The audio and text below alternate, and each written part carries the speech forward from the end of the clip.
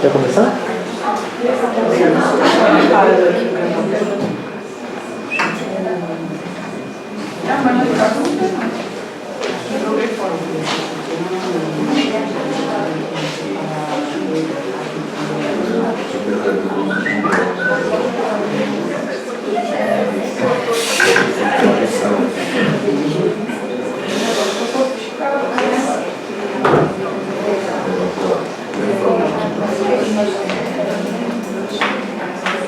Podemos? Está gravando.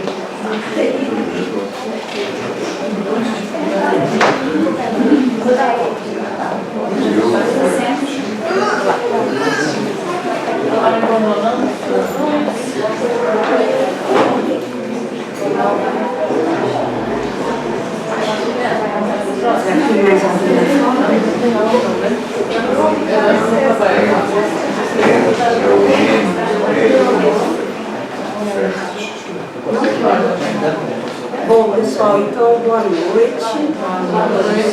Eu sou a professora Maria Cristina, para quem não me conhece. Eu estou vendo umas carinhas que eu não vi, né? A gente vai ter hoje uma palestra do professor Renaud Danfer, que é professor na Universidade Picardie do Jules Verne.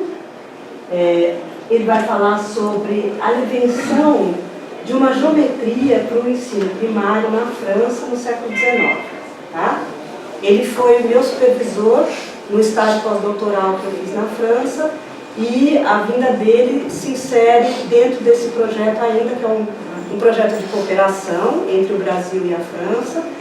Por esse projeto ele veio a São Paulo, da universidade que é sede do projeto, e pelo programa de mestrado, pelo programa de pós-graduação em Educação Matemática, ele está aqui hoje com a gente e vai fazer essa conferência. Tá? Obrigada. Professor Renaud, merci beaucoup. E eu vou fazer a tradução, tá certo? Então, vamos lá. Bonjour, donc merci beaucoup d'être là et merci à Christina de faire la traduction car je ne parle pas le portugais malheureusement. Então, ele diz boa noite, né? Embora ele diga bonjour, mas é assim, né? Se fala bonjour até ficar bem escuro.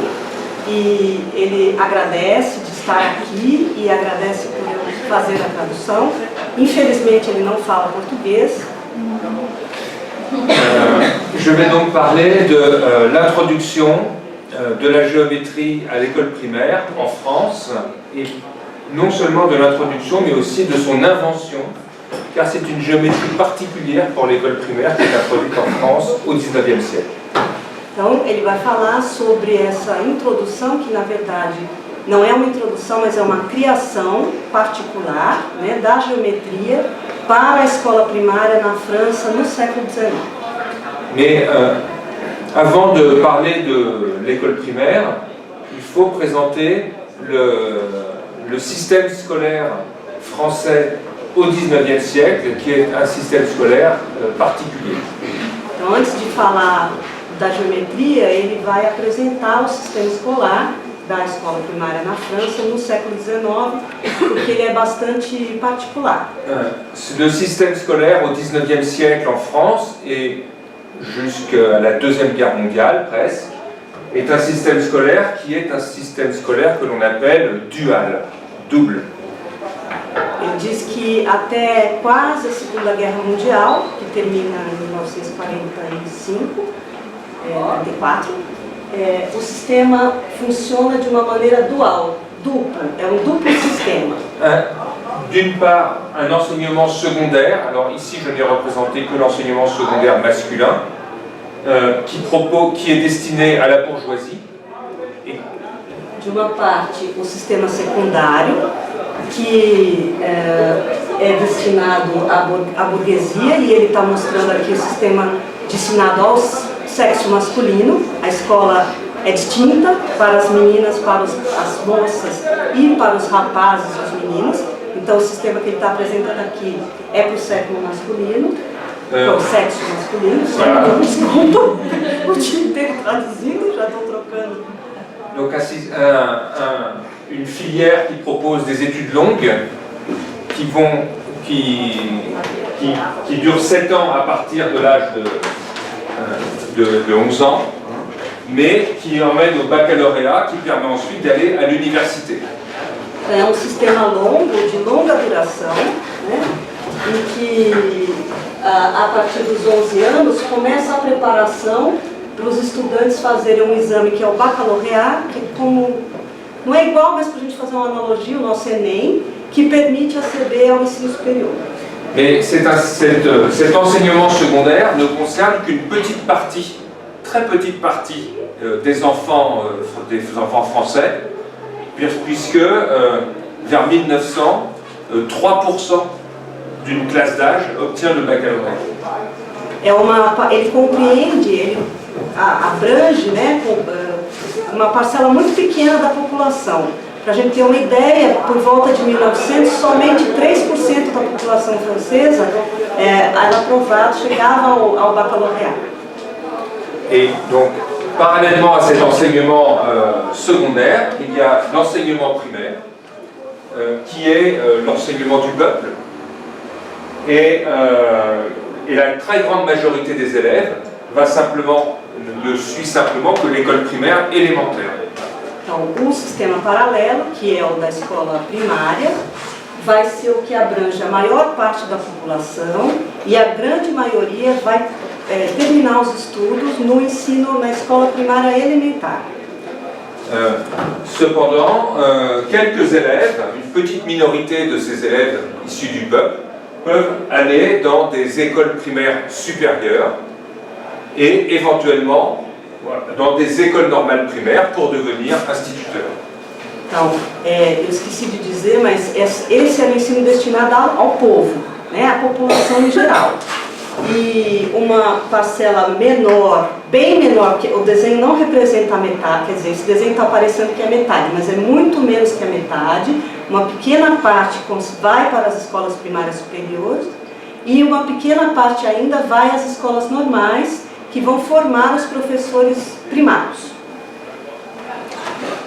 Et à la fin du XIXe siècle, on peut représenter l'enseignement primaire de cette façon, c'est-à-dire comme un système qui se reproduit lui-même. Então ele diz que essa é uma configuração do fim do século XIX, que se dá, né, no final do século XIX, e que ela passa a reproduzir o próprio sistema. Car à la fin, vers 1880, un quatrième étage est ajouté à l'enseignement primaire. C'est deux écoles normales supérieures d'enseignement primaire qui vont former les professeurs d'école normale et les professeurs d'école primaire supérieure. Então, nos anos 1880 é criado então um quarto estágio, que se a gente lembrar a figura anterior tinham 3, né? Esse quarto estágio é a escola normal superior de ensino primário, que vai preparar os professores que vão atuar na escola normal. Anteriormente a gente parava aqui, né, nesse terceiro estágio. E agora tem um outro nível de preparação para preparar o professor que vai atuar na escola normal supérieure. Donc après ce préambule, j'en viens maintenant au cœur du sujet, à partir d'une citation qui date de 1909. Então, após esse preâmbulo, ele vai entrar exatamente no objeto da exposição. E ele vai começar por uma citação que data de 1909. Et qui dit le dessin est appelé à jouer un rôle important dans l'étude de la géométrie. Então, o desenho é convocado a desempenhar um papel importante no estudo da geometria.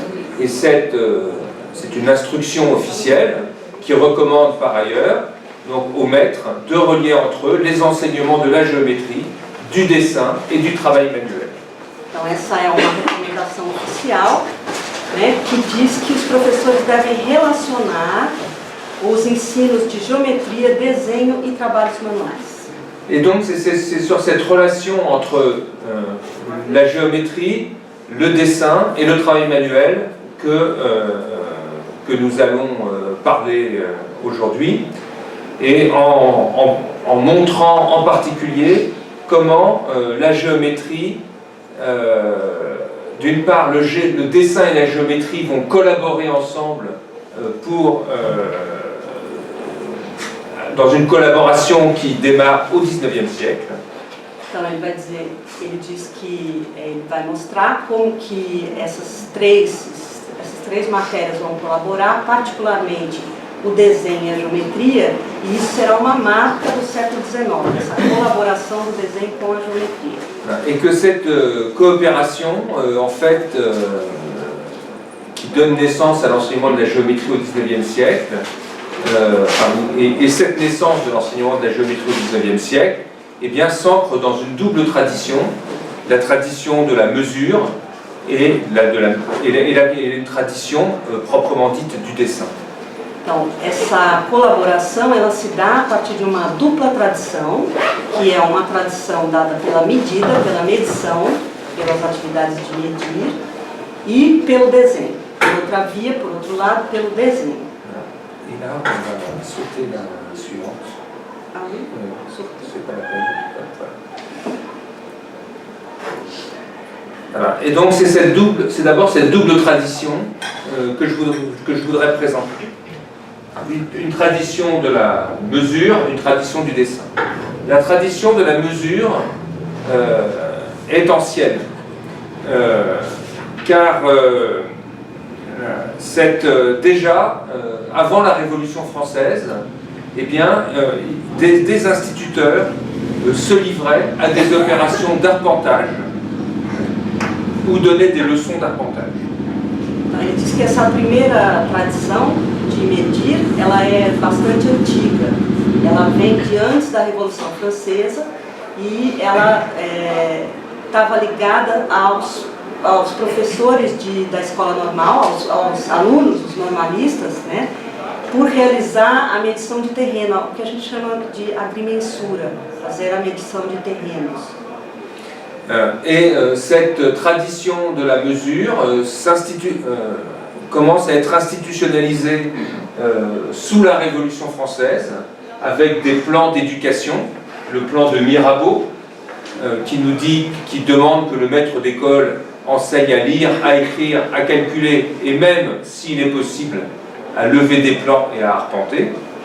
Então, ele diz que essa tradição ela se institucionaliza a partir da Revolução Francesa, e aí tem um pedacinho de uma legislação, esse plano Mirabeau, que é de 1791, que diz que o professor da escola ensinará a ler, a escrever, a calcular e, se possível, fazer as plantas do terreno, né, o nível, tirar, e a agrimensura.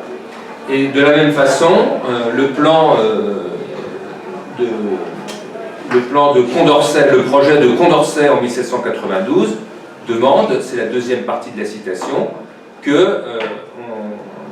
on enseigne des méthodes simples de mesurer exactement un terrain, de toiser un édifice. E o plano do Condorcet, de 1792, também propõe isso, né, reforça essa ideia. Então, a escola vai ensinar a ler, a escrever, e também acrescenta as regras da aritmética, método simples de medir exatamente o terreno e tirar as medidas do edifício. Mais ça, ce ne sont que des projets, et il faut attendre 1816 pour qu'un texte officiel demande à certains maîtres, les plus qualifiés, d'être capables de donner des leçons d'arpentage. E são só planos e tem que esperar até 1816.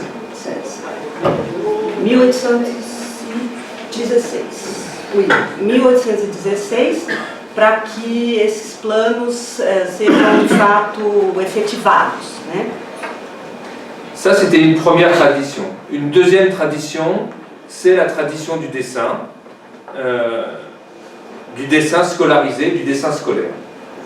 A segunda tradição é uma tradição do desenho escolarizado. Et ce dessin scolaire prend naissance en France avec le retour de la monarchie vers 1815-1820. Então, esse desenho escolarizado, ele nasce com o retorno da monarquia. Então, depois da Revolução Francesa, quando tem a monarquia volta, né, assume, vers 1815. 1815. Et 1815, c'est aussi en France l'introduction de l'enseignement mutuel. E é quando coincide a introdução do ensino mútuo. O ensino mútuo, deixa eu explicar um pouco. Eu vou falar só um pouquinho o que é o ensino mútuo, porque eu não sei quantos daqui estão acostumados, né, a essa ideia. É a ideia que se tinha antes desse processo. Como a gente concebe a escola hoje, separada por classes, um professor em cada classe, o ensino mútuo, o professor dava aula para alunos de diferentes idades. Então ali tinham diferentes estudantes e o professor dava as lições para aquele grupo, né, de forma diferenciada, mas todo mundo dentro da mesma sala de aula.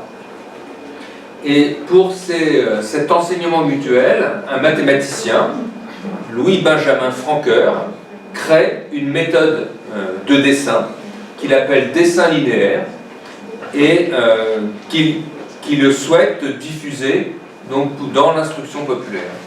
Então, nesse contexto da escola mútua, do ensino mútuo, um matemático francês que é o Benjamin Francoeur, ele desenvolve um método, uma matéria, a gente pode dizer, chamada desenho linear, que vai possibilitar instituir a educação do povo desse jeito, pelo método mútuo.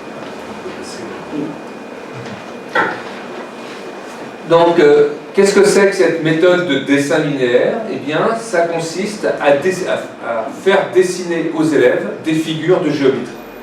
Então, o que é esse método do desenho linear?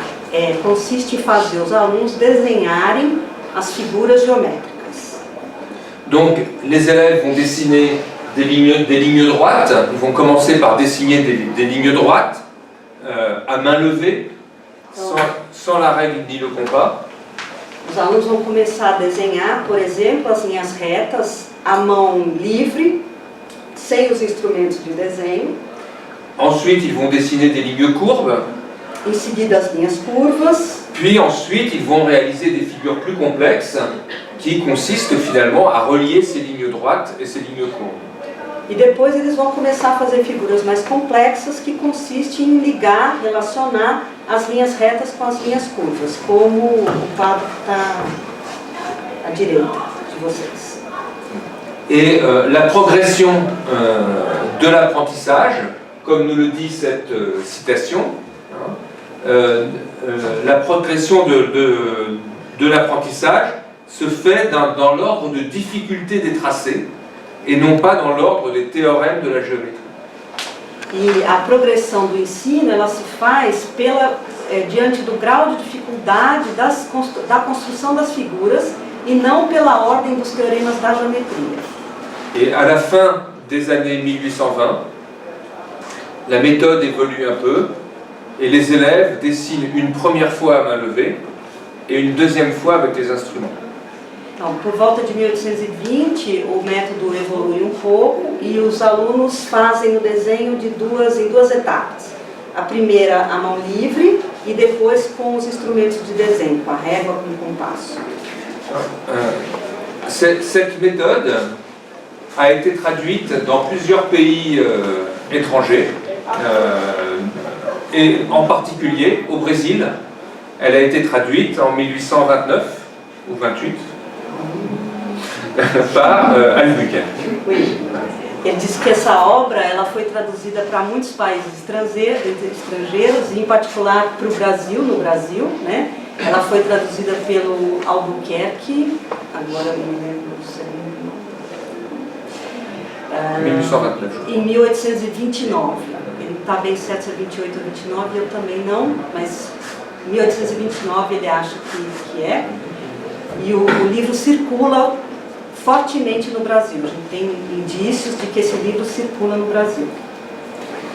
Alors, à la fin des années 1820 également, eh bien, les deux traditions celle du mesurage et celle du dessin, vont avoir tendance à se rejoindre. Hein. Et on le voit en particulier, et donc pour donner naissance à ce qu'on pourrait appeler une géométrie populaire, qui va permettre aussi de familiariser les élèves avec le système métrique, avec la mesure des surfaces et des volumes. Après quand? Fin des années 1800. No fim dos anos 1820, essas duas tradições vão se juntar e elas vão compor o que vai ficar conhecido como uma geometria prática, que vai permitir o sistema métrico. Oui, d'initier les élèves au système métrique, au calcul des volumes. Que vai permitir introduzir os alunos ao sistema métrico de medidas, né, o sistema métrico decimal, que é instituído na França nesse período, então o povo precisa ser educado para conhecer o sistema e fazer uso dele, né? Assim como o cálculo de volumes e de superfícies. Et on a un exemple de cette rencontre du mesurage et du dessin avec une nouvelle édition du manuel de Francoeur en 1832. Então, ele diz que um exemplo dessa perspectiva que junta as duas tendências é uma nova edição do livro do Francoeur, de 1839. Par le titre, il s'appelle Dessin linéaire et arpentage. Que no título já mostra um pouco dessa junção, porque o título é Desenho Linear e Arpentagem. Então, a tradição do desenho, de fazer as figuras, com a tradição da medição. Cette rencontre et d'une certaine façon cette création d'une géométrie pour l'école primaire va ensuite être institutionnalisée en 1833. Então, esse encontro que a gente pode ver via essa obra, por exemplo, ele vai ser institucionalizado por uma lei de 1833. La date de 1833 en France est une date très importante car c'est la première loi sur l'instruction primaire qu'on appelle la loi Guizot, du nom du ministre de l'instruction publique. Então, essa é uma lei super importante na França, que é a primeira lei que vai dizer sobre a instrução primária e ela se chama Lei Guizot, ela é conhecida, né, como Lei Guizot, porque Guizot era o nome do ministro da Educação na época. Cette loi divise l'instruction primaire en 2 degrés. Então essa lei vai dividir a instrução primária em 2 graus. D'une part l'instruction primaire élémentaire, d'autre part l'instruction primaire supérieure. Então a instrução primária elementar e a instrução primária superior. Et après une discussion à la Chambre des députés, eh bien, finalement, parce que ce n'était pas sûr au début, l'instruction primaire supérieure peut comprendre, va comprendre, les éléments de géométrie. Ele diz que após uma discussão na Câmara dos Deputados, que não se tinha certeza no começo, né, vai resultar na introdução de uma disciplina de elementos de geometria no ensino primário superior. Je peux donner juste un petit détail? Oui. À l'origine, les députés voulaient introduire, enfin la loi voulait introduire juste le dessin linéaire. Ele diz que no começo os deputados queriam introduzir só o desenho linear. Et il y a des députés qui ont dit, des députés d'origine scientifique, qui ont dit le dessin linéaire c'est une application de la géométrie. Donc il faut, avant de faire les applications, il faut la théorie. Donc il faut introduire la géométrie. Ele diz que entre os deputados tinham alguns que eram ligados às ciências, eram cientistas. E eles é que vão defender, eles vão dizer que o desenho linear era uma aplicação da geometria. Então era necessário, antes de aplicar, ter noções da geometria mais teórica para depois essas aplicações. Et on retrouve donc dans cette loi l'introduction donc des éléments de géométrie et de ce qui est appelé ses applications usuelles, spécialement le dessin linéaire et l'arpentage, c'est-à-dire les deux traditions, d'une certaine façon, hein, mais qui sont maintenant placées sous l'égide de la géométrie, comme science théorique. Ele diz que a tradição antiga, né, da agrimensura e do desenho linear, ela é mantida, mas ela é mantida nessa perspectiva de aplicação. Então ela fica como depois, ou compreendendo após um conhecimento mais teórico da geometria.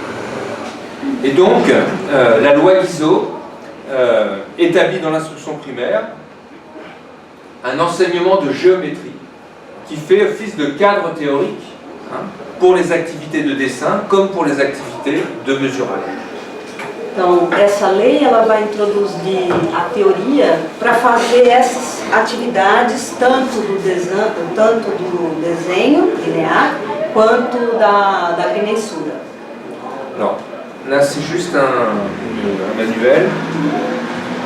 Ça c'est la présentation d'un autre manuel qui est publié en 1834, qui montre, le titre montre l'évolution de la façon de concevoir les choses, hein, puisque maintenant on voit cours méthodique de dessin linéaire et de géométrie usuelle, c'est-à-dire que l'auteur a pris en compte la loi Guizot pour donner un titre à son livre. On verra d'autres exemples encore plus frappants. Então ele traz esse livro como um exemplo de como que o autor incorpora na obra a recomendação da lei, a indicação da lei Guizot, né? Então o título do livro é Curso Metódico de Desenho Linear e a Geometria Usual. Então, e esse livro é de 1834, então um ano depois da lei, né? E já é diferente em relação ao anterior. Então já mostra como que isso vai sendo modificado, né? A produção dos livros vai sendo modificada a partir dessas discussões.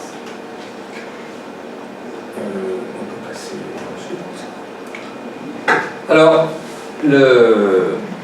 toute la question de cet enseignement de géométrie qui est maintenant donné dans l'enseignement primaire supérieur, tout le problème qui se dessine, qui apparaît à partir de cette période, eh bien c'est que pour les autorités, pour le ministère de l'instruction publique, pour les inspecteurs, il ne faut pas que cet enseignement de géométrie ressemble à l'enseignement de la géométrie de l'enseignement secondaire. Então, ele diz que a introdução dessa geometria no ensino primário superior, ela é uma novidade. Então, tem toda uma discussão de como deveria ser essa geometria nesse nível de educação. Principalmente para que ela não fosse igual à geometria que era dada no curso secundário, que é aquele outro sistema paralelo que ele mostrou inicialmente, né? Onde só a burguesia frequentava, era uma parcela muito pequena. Então era necessário que essa geometria fosse distinta desse curso de geometria dado no secundário. Dans l'enseignement secondaire, traditionnellement, l'enseignement de la géométrie est plutôt un enseignement abstrait, théorique, spéculatif. Então, no ensino secundário, o ensino de geometria era, sobretudo, teórico, abstrato, especulativo. Et inversement, dans l'enseignement primaire, qui doit préparer les élèves à entrer dans la vie active, eh bien, cet enseignement de géométrie doit être pratique, concret et centré sur les applications. Então, diferentemente, o ensino de geometria da escola primária, ele deveria, como ele preparava os alunos para a vida ativa, né, para a vida cotidiana, ele deveria ser prático, deveria ter, sobretudo, as aplicações concreto e fornecendo recursos para as aplicações. Et on peut trouver des exemples, par exemple dans les écoles normales, où on forme les instituteurs, d'inspecteurs qui disent aux professeurs d'école normale que leur enseignement de géométrie n'est pas assez pratique, pas assez concret et ressemble trop au secondaire. Ele diz que encontra em relatórios de inspetor que vai às escolas normais, né, e que observa e chama a atenção que o ensino não está suficientemente prático, suficientemente concreto e está muito abstrato ainda para aquele nível de ensino. Isso se vê nos relatórios dos inspetores. Donc c'est ce que résume cette citation. Essa citação é resumo disso que ele acabou de dizer. Alors, quelques exemples de pages de manuels scolaires qui proposent soit des exercices de dessin, soit des exercices de géométrie. Mais on va voir que finalement, ce n'est guère différent. Voici pardon. Ele traz algumas páginas de livros que mostram como são então esses exercícios de desenho que se misturam com a geometria. On voit ici, par exemple, c'est un livre, un cours de dessin linéaire, un livre qui propose de réaliser des figures géométriques, qui propose donc des constructions géométriques. Ici, essentiellement à partir autour de rosaces. Esse é livro de curso elementar de desenho linear e da plantagem, e essas atividades são para a construção dessas rosaças que estão aqui, né, representadas. Et puis on a dans la page de droite le programme de construction de toutes ces figures. E aqui nessa página tem a descrição de como as figuras seriam construídas. Tu crois que c'est bon que je montre quelque chose? Oui,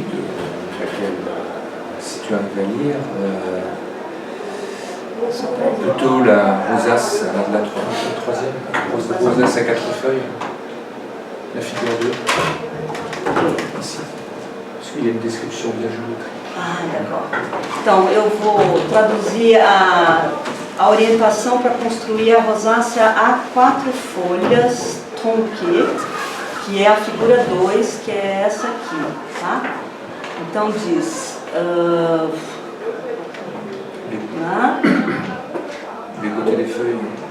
Os cortes das folhas que se encontram são derivadas das extremidades de 2 diâmetros perpendiculares.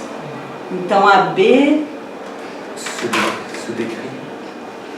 se décrit du centre G. Passa, né, pelo centro G e termina em BH. C'est difficile. Oui, c'est difficile. Bon, c'est des constructions, c'est le programme. Eu não olhei a figura antes para entender exatamente, então agora para explicar e traduzir está difícil, mas assim, tem a descrição como que o arco deveria ser feito, onde que era a intersecção, como que vai cortar, o que vai olhar, tá? Mas agora assim, tá, achei que dava, mas não dava. Donc c'est un manuel de dessin. Mais on trouve aussi des manuels de géométrie proposant des activités de dessin géométrique.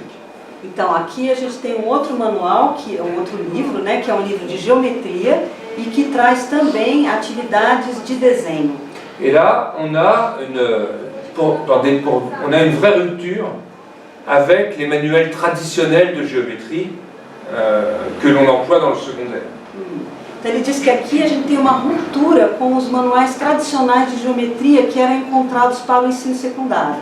Car les manuels de géométrie du secondaire ne proposent comme figures que des figures qui sont liées au théorème de géométrie. Então ele diz que os manuais de geometria do ensino secundário, eles não traziam nada além das figuras que estavam relacionadas aos teoremas que eram então demonstrados. Donc ici on a des moulures. Aqui a gente tem molduras. Ou des carrelages, des choses comme ça. Essas carrelages. Como chama isso aqui? Mosaico. Não é mosaico, é como um recobrimento, né? Pavimentação. Donc, autre manuel de géométrie, On voit bien le titre aussi, hein, le titre du précédent, c'est des premiers éléments de géométrie avec les principales applications au dessin linéaire, au lever des plans, à l'arpentage, dans le précédent. C'est-à-dire, finalement, on retrouve dans le titre des manuels, on retrouve les expressões da loi Guizot. Ah, ele diz que no título desse livro a gente encontra as expressões da lei Guizot, né? Então o título é Primeiros Elementos de Geometria com as principais aplicações ao desenho linear, as plantas de terreno e a agrimensura. Então faz referência explícita à lei Guizot. On retrouve encore les mêmes références dans le titre de cet autre manuel. A gente acha a mesma referência no título desse outro manual. Où l'on a encore, c'est un manuel de géométrie, mais avec des applications au dessin linéaire, des constructions de figures, de dessin. No título está aqui, né, ele é ainda um manual de geometria, mas aparece aqui geometria prática aplicada ao desenho linear e as atividades de construção de planos, de plantas, seguidas dos princípios de arquitetura e da perspectiva. Ici on passe à au dessin suivant. Et dans le même ouvrage, on voit la dimension mesurage, arpentage, qui est présente aussi dans cet ouvrage. Então, nessa mesma obra tem exemplo desses exercícios de medida e de agrimensura que deveriam ser feitos pelos alunos. Alors, tout ce que je viens de dire jusqu'à présent, ça ne concerne que l'instruction primaire des garçons. Tudo que ele disse até agora só diz respeito à instrução para os meninos. Car, traditionnellement, les filles dans l'enseignement primaire français sont peu ou pas concernées par la géométrie. Ele diz que no ensino primário francês dessa época, as garotas, as meninas, tinham pouco acesso à geometria. En 1836, la loi Guizot ne concernait que les écoles de garçons. A lei Guizot só diz respeito para as escolas masculinas. Et en 1836, une ordonnance royale transpose la loi Guizot aux écoles de filles. Então, em 1836, uma lei real vai transpor a lei Guizot para as escolas femininas. Mais dans cette transposition, on peut voir que l'instruction primaire, que la géométrie ne fait pas partie de l'instruction féminine. E aí a gente pode ver que essa transposição não inclui a geometria para as meninas. En revanche, pour les filles, le dessin linéaire est admis. Por outro lado, o desenho linear é considerado para as meninas. Bon. Mais je ne rentre pas dans les détails, mais quand on regarde les manuels de dessin linéaire très rares pour les filles, ce n'est pas exactement le même dessin que pour les garçons. Ele diz que tem manuais, são raros, mas tem manuais de desenho linear para as moças e que são raros, e eles não são os mesmos que para os meninos. As atividades não são as mesmas que para os rapazes. Il est davantage lié aux activités féminines, comme le dessin des fleurs, des choses comme ça, que les activités masculines. Então, no das meninas tem mais atividades como desenho de flor e coisas como isso, que não constam no livro masculino. Pour les tissus, voilà, des choses comme ça. Para bordar, para fazer no tecido, né, para aplicar aos trabalhos manuais. D'ailleurs, il y a ça c'est une constante dans l'éducation des filles en France, c'est les travaux d'aiguille qui n'existent pas pour les garçons. Uma coisa constante na educação feminina francesa é o trabalho de agulha. Isso a gente tem no Brasil também, né? O trabalho manual para as moças também era o bordado, né? Fazer trabalho com agulha. E ele diz que isso era só para as moças, claro, não era para os rapazes. une nouvelle période s'ouvre en 1850 pour l'instruction primaire. Então, novo período surge para a instrução primária em 1850. Pourquoi une nouvelle période? Parce que il n'y a plus d'instruction primaire supérieure. Por que é novo período? É porque não tem mais a instrução primária superior. Même si les écoles primaires supérieures continuent plus ou moins d'exister. Mesmo se as escolas primárias superiores continuam a existir. Et maintenant, la nouvelle liste des matières de cette loi de 1850 concerne les garçons et les filles. Então, essa nova legislação que traz a matéria, né, as matérias, as disciplinas que serão ministradas, ela é a mesma tanto para as moças quanto para os rapazes, para ambos os sexos. On retrouve plus ou moins les matières de la loi Guizot. A gente encontra Les disciplines de la loi Guizot. les mêmes, não, Juan? Non, je vais le dire après. Ah, d'accord. Ele diz que tem algumas disciplinas da lei Guizot, Mais on ne retrouve pas la géométrie. mas não se encontra a geometria aí. On ne trouve simplement que les applications de la géométrie, l'arpentage, le dessin linéaire, le nivellement. Então, se encontra somente as aplicações da geometria. A agrimensura, o nivelamento, isso é nivelamento de terreno, tá? E o desenho linear. Alors pourquoi a-t-on supprimé la géométrie? Eh bien, c'est une décision politique.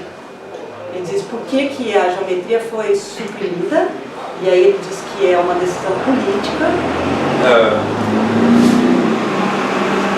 La loi date de 1850, c'est 2 ans après la révolution de 1848. Ele diz que essa lei de 1850 é 2 anos depois de uma revolução de 1848. Et très rapidement, après la révolution, arrive un gouvernement très conservateur. Ele diz que depois dessa revolução sobe um governo muito conservador. Et ce gouvernement très conservateur trouve que l'on a donné trop d'extension à l'instruction primaire. On a donné trop d'extension à l'école du peuple. Que esse governo ele entende que não se pode dar muita instrução para a escola do povo. Et c'est une menace pour le bon ordre social. É uma ameaça para o bem-estar social. Et donc, pour les conservateurs, donner aux enfants du peuple des connaissances qui sont des connaissances de l'enseignement secondaire peut représenter un danger social. Ele diz que dar às crianças do povo conhecimentos que são relativos ao ensino secundário pode desestabilizar, ser uma coisa perigosa. Et, para esse governo conservador, né? Ele começou falando isso. Donc, plus de géométrie dans l'enseignement primaire.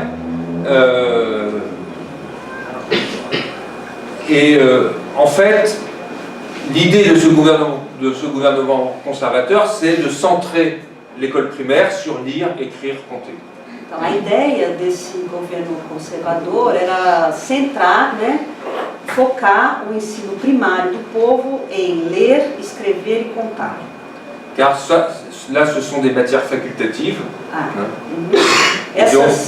Essas aqui que estão aqui são matérias facultativas. Et vers 1850, les matières facultatives, dans l'esprit des conservateurs, ça veut dire superflues.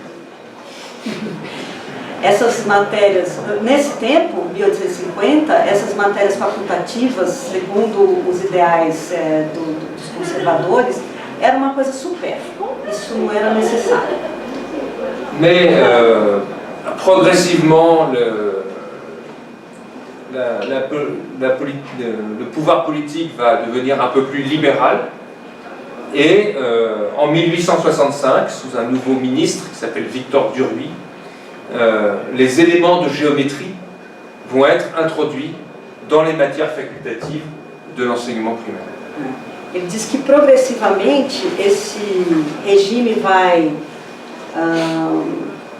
libéral. Vai se tornar mais liberal. E então, em 1865, como você está o ministro? Victor Duruy. O ministro Victor Duruy vai instituir, reintroduzir os elementos de geometria como uma matéria facultativa. Bien. Alors, cette limitation de l'enseignement géométrique sous le Second Empire a on pourrait dire, une contrepartie. Essa limitação do ensino de geometria durante o Segundo Império, que é como é conhecido esse período, né, de governo na França, tem uma contrapartida. La contrepartie, c'est la promotion d'une pédagogie plus concrète. A contrapartida é a promoção de uma pedagogia mais concreta. Et on voit à travers certaines instructions, certaines recommandations, ici c'est la recommandation d'un inspecteur, que eh bien, la géométrie peut revenir par la petite porte du système métrique et contribuer à un enseignement concret du système métrique. Então ele diz que por essa geometria mais concreta, por essa pedagogia mais concreta, a geometria pode voltar por uma pequena porta que é pelo estudo do sistema métrico. Então...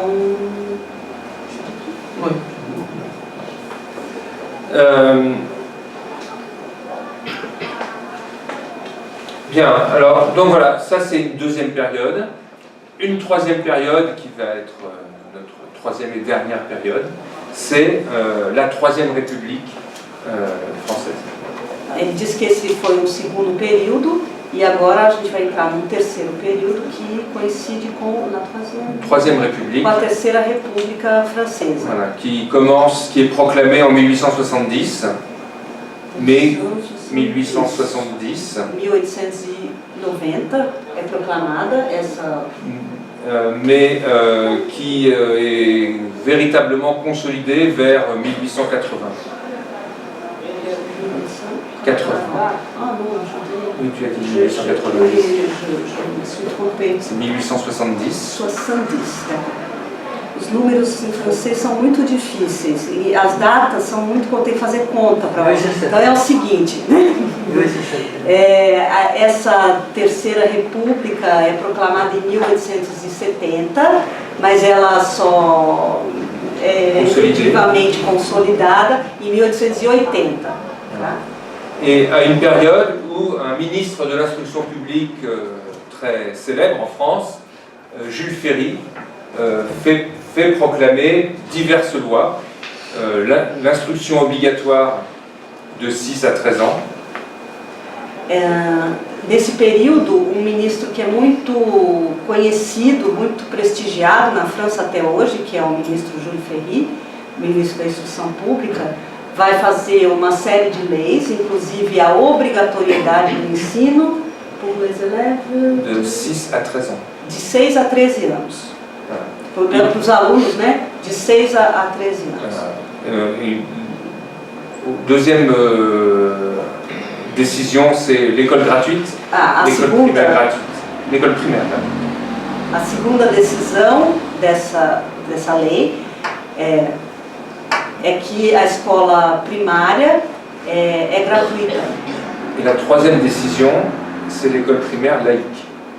E a terceira decisão é que a escola primária é laica. Ela não tem, o ensino religioso não faz parte da educação do povo. Donc, et autour de ces trois très grandes mesures, il y a donc une nouvelle liste de matières pour l'instruction primaire qui est publiée dans la loi sur l'enseignement primaire obligatoire. Então, nesse contexto dessa lei, que é muito importante, né, para a educação francesa, tem a publicação de um novo programa, de um novo conjunto de matérias que vai, então, fazer parte da educação. Qui est ici, et on peut remarquer dans cette nouvelle liste qu'il n'y a plus de matière facultative. Então, a gente pode destacar nessa lista que não tem mais matéria facultativa. Avec Jules Ferry, les sciences deviennent obligatoires, la gymnastique devient obligatoire à l'école primaire, etc. Então, com essa lei, a ciência torna-se obrigatória e a ginástica torna-se obrigatória. Le dessin. E o desenho. Donc, il n'y a plus de discipline superflue. Não tem mais disciplina supérflua. Et l'enseignement n'est plus uniquement centré sur le lire, écrire, compter. E o ensino não é mais só centrado no ler, escrever e contar. C'est un enseignement qui se veut encyclopédique. É um ensino que se deseja enciclopédico.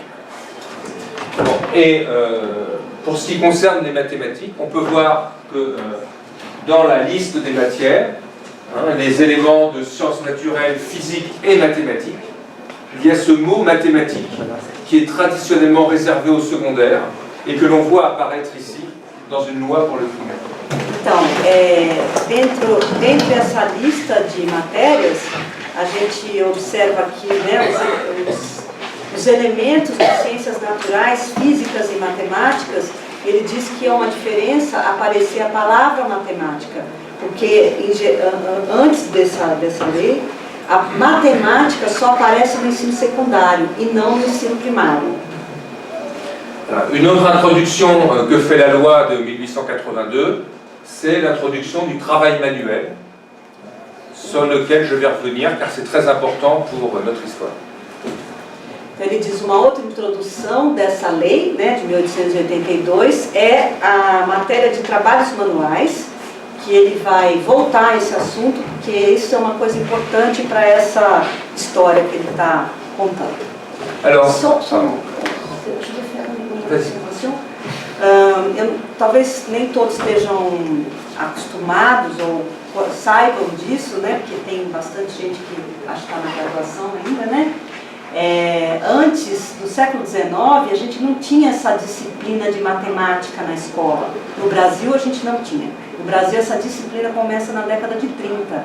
Antes, as disciplinas eram separadas. Você tinha aritmética, geometria e álgebra. A matemática, enquanto disciplina escolar, no Brasil, a partir da década de 30. E esse comentário que ele faz, né, em relação à matemática, isso é uma marca importante. A escola primária, na escola secundária já se fazia referência à matemática, e na escola primária começa, então, a ser feita a referência da matemática. Isso é um processo que vai discutir que a escolarização deve tratar a matemática de forma unificada e tal. Então, é importante a gente ressaltar fazer essa observação. Alors, effectivement, les mathématiques, ce n'est pas l'arithmétique ou le calcul, et donc les mathématiques comprennent aussi de la géométrie. Ele diz que a matemática não é mais só a aritmética ou o cálculo, mas ela vai compreender também a geometria. Et en particulier, une caractéristique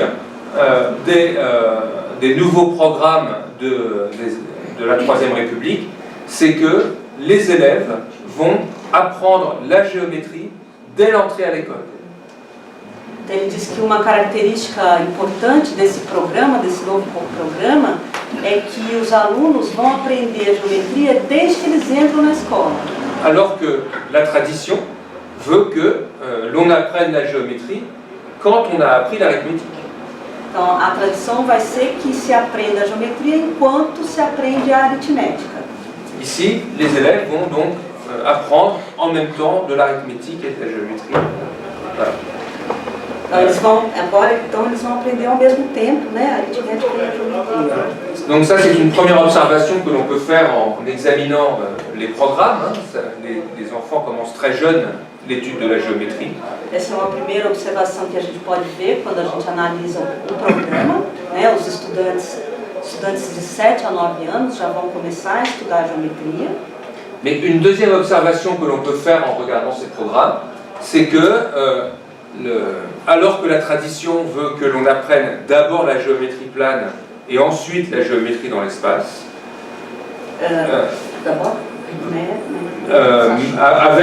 avec ces programmes-là, eh bien, les enfants, dès l'entrée à l'école, vont apprendre la géométrie plane, mais aussi la géométrie dans l'espace. Ele diz que antes, né, no começo, os alunos aprendiam primeiro a geometria plana e depois a geometria espacial. Uma segunda observação que se pode fazer quando se analisa esse programa é que os alunos vão desde o começo aprender a geometria em 2 e 3 dimensões. Alors pourquoi cette organisation des apprentissages géométriques? Por que dessa organização das aprendizagens geométricas? Eh bien, cela est lié à une organisation pédagogique spécifique. Isso está ligado a uma organização pedagógica específica. Qui consiste à organiser l'enseignement de façon concentrique. Que consiste em organizar o ensino de forma concêntrica. Concentrique, pourquoi? C'est-à-dire que les élèves vont chaque année revoir les mêmes notions, mais toujours en les approfondissant. Ele diz que essa visão é que os alunos vão todo ano estudar as mesmas noções, mas sempre numa perspectiva de aprofundamento. Ce que résume cette citation. É o que essa citação resume, essa ideia. Né?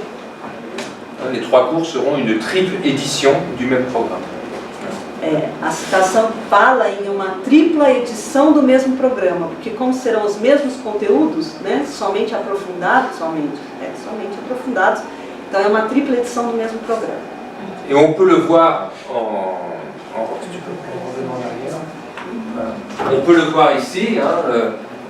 Par exemple, ici, les élèves étudient les figures régulières et élémentaires, carré, rectangle, cercle, et on retrouve ici les figures planes élémentaires qui sont ici, mais on va aussi faire des combinaisons de ces figures, et donc c'est un approfondissement.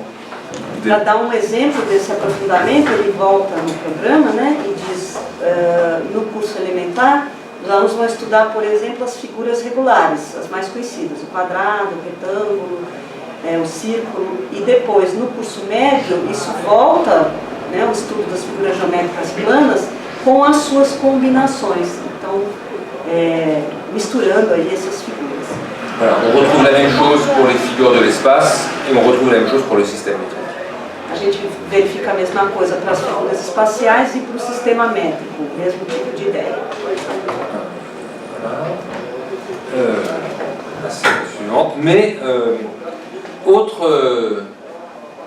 autre principe d'enseignement de cette géométrie primaire, je suis allé trop loin. Oui, autre principe, c'est l'idée que, et ça c'est un principe général de la pédagogie primaire de la Troisième République, eh bien c'est que pardon.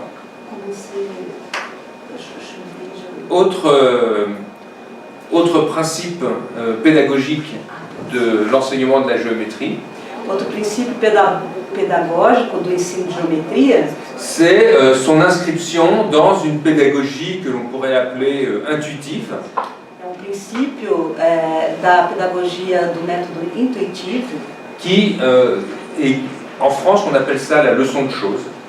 Na França eles chamam isso de lição de coisas. Qui est une méthode surtout pour apprendre les sciences. Que é método sobretudo para aprender ciências. Mais que l'on cherche à appliquer aussi à la géométrie, c'est-à-dire un enseignement concret de la géométrie.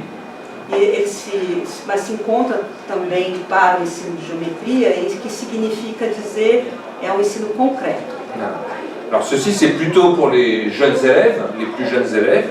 É acima de tudo para os alunos jovens. Et on a la deuxième partie de la citation illustre bien cet état d'esprit. A segunda parte da citação, que está em negrito, ela exemplifica bem o espírito desse método de ensino.